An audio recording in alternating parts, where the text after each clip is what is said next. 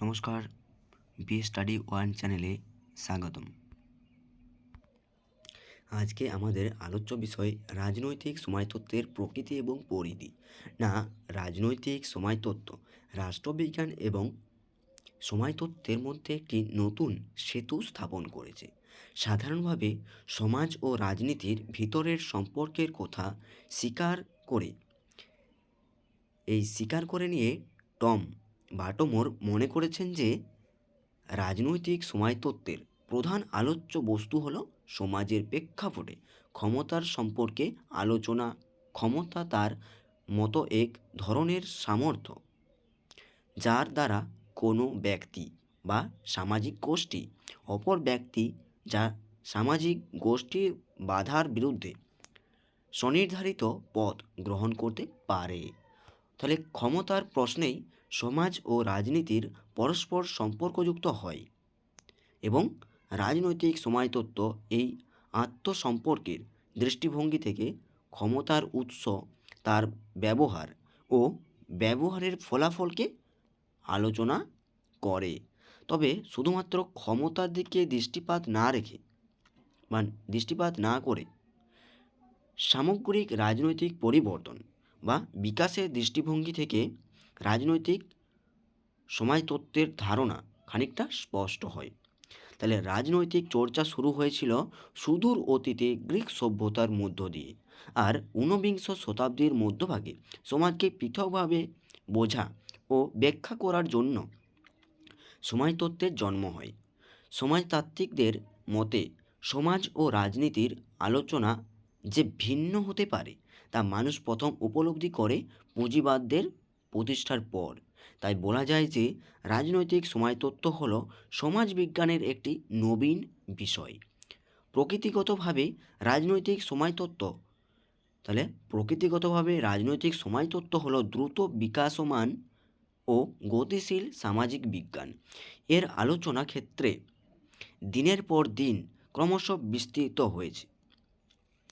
সমাজ ও রাজনৈতিক প্রকৃতির পরিবর্তনের সাথে সামঞ্জস্য রেখে বিষয় হিসেবে সময়তত্ত্ব বিষয়টিও পরিবর্তনশীল। সময়তত্ত্বের আলোচনার ক্ষেত্রে ব্যাপক ও বিস্তৃত হওয়ার এবং পরিবর্তিত ক্রমশ বৃদ্ধি পাচ্ছে। রাজনৈতিক সময়তত্ত্ব বৃহত্তর সামাজিক প্রেক্ষাপটে রাষ্ট্র ও রাজনৈতিক বিষয়গুলিকে পারস্পরিক ক্রিয়া প্রতিক্রিয়ার ভিত্তিতে আলোচনা করতে আগ্রহী। অমল কুমার মুখোপাধ্যায় এ প্রসঙ্গে কি বলেছে? রাজনীতি হলো রাজনৈতিক সময়তত্ত্বের মূল আলোচ্য বিষয়। তাহলে সমাজবিজ্ঞানী লিপসেজ ও বেনভিংস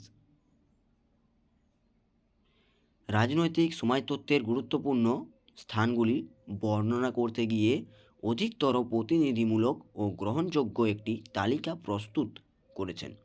যেমন আর্থিক ক্ষমতা, নির্বাচনী আচরণ, রাজনৈতিক সিদ্ধান্ত গ্রহণ, রাজনৈতিক দল, স্বেচ্ছাসেবী সংস্থা, রাজনৈতিক আচরণের মনস্তাত্ত্বিক উপাদান সমূহ। অধ্যাপক আশরফ এবং শর্মা বলেছেন যে কতগুলি বিষয় রাজনৈতিক সময়তত্ত্বের অন্তর্ভুক্ত, যেমন রাজনৈতিক কাঠামো সমূহ, রাজনৈতিক জীবন, রাজনৈতিক নেতৃত্ব, রাজনৈতিক উন্নয়ন প্রভৃতি। তাহলে রাজনৈতিক সময়তত্ত্বের আলোচনার পরিধি অত্যন্ত ব্যাপক। তাহলে কি বলছে? রাজনৈতিক সময়তত্ত্বের আলোচনার পরিধি অত্যন্ত ব্যাপক, সেই জন্য এর বিষয়বস্তু সুনির্দিষ্ট করে নির্ধারণ বা অন্তত জটিল। তাহলে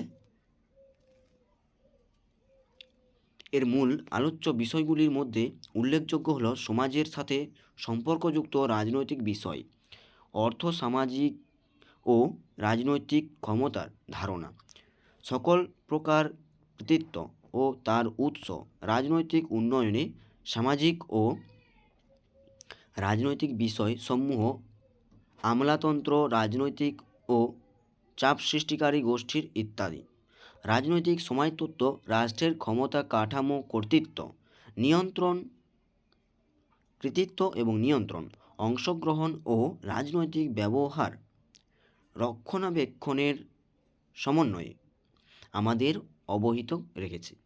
বিংশ শতাব্দীর অন্যতম রাজনৈতিক সমাজতাত্ত্বিক সেইমুর মার্টিন লিপসেজ মন্তব্য করেছিলেন যে যদি সময়তত্ত্বের স্থায়িত্ব সাধারণভাবে সময়তত্ত্বের কেন্দ্রীয় বিষয় হয়, তাহলে বিশেষ রাজনৈতিক প্রতিষ্ঠান বা সামরিক রাজনৈতিক ব্যবস্থার স্থানীয় রাজনৈতিক সময়তত্ত্বের প্রধান আলোচ্য বিষয়।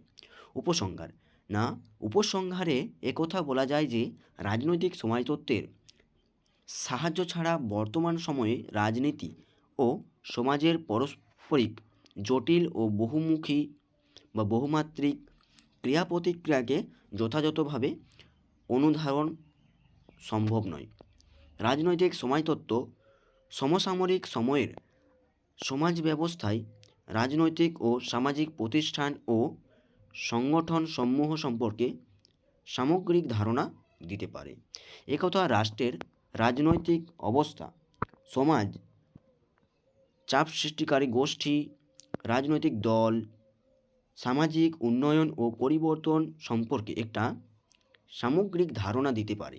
সমাজবিজ্ঞানের অন্যান্য শাখার পারস্পরিক সহযোগিতা এবং আত্মসমাজ বিজ্ঞান কেন্দ্রিক আলোচনার মধ্যে রাজনৈতিক সময়তত্ত্ব গড়ে উঠেছে।